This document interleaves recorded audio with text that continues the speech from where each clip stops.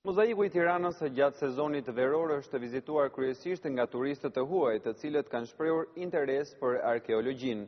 Një grup turistësh francez që shijuan resurset historike dhe kulturore që ndodhen në këtë sit arkeologjik shprehen bresat dhe vlerësime për mozaikun dhe objekte të tjera interesante. Mozaiku i Tiranës gjatë sezonit të verës është vizituar më së shumti nga turistët e huaj, të cilët kanë shprehur interes për arkeologjinë. Mozaiku i Tiranës është një nga monumentet kryesore të kulturës në metropolin shqiptar. Në këtë vend, përveç mozaikut të hershëm, turistët mund të njihen dhe me objektet si kurvari romak apo kristian, të cilët datojnë që nga shekulli 4 deri në shekullin e 16.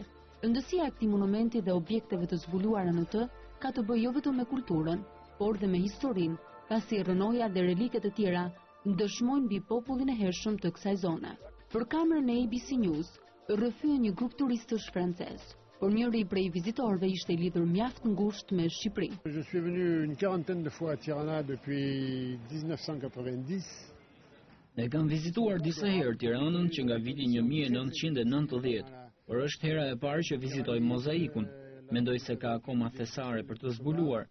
E gjeta rastin të vi dhe për herën e 41. Unë vi në vendin tuaj për Shqipërinë dhe shqiptarët, sepse këtu ndihem si në shtëpinë time. I admiroj shqiptarët. Shqipëria ka ndryshuar shumë dhe meriton të antarësohet në Bashkimin Evropian.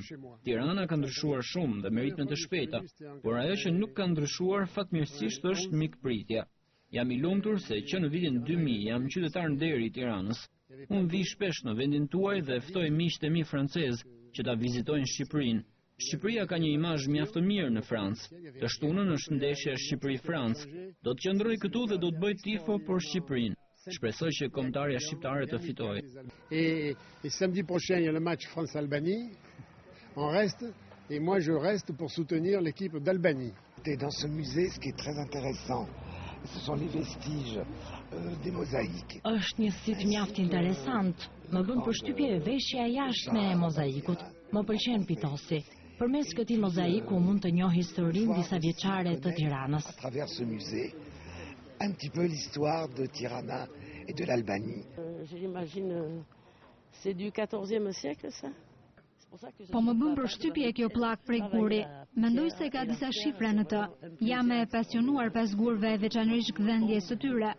Më vjen keq që të rinjtë e sotëm nuk janë të apasionuar shumë pas këtyre objekteve. Jam e kënaqur që vizitova këtë sit arkeologjik dhe shpresoj të mos jetë e fundit herë. J'étais très contente de venir visiter ce site et en plus j'espère que ça ne sera pas le dernier.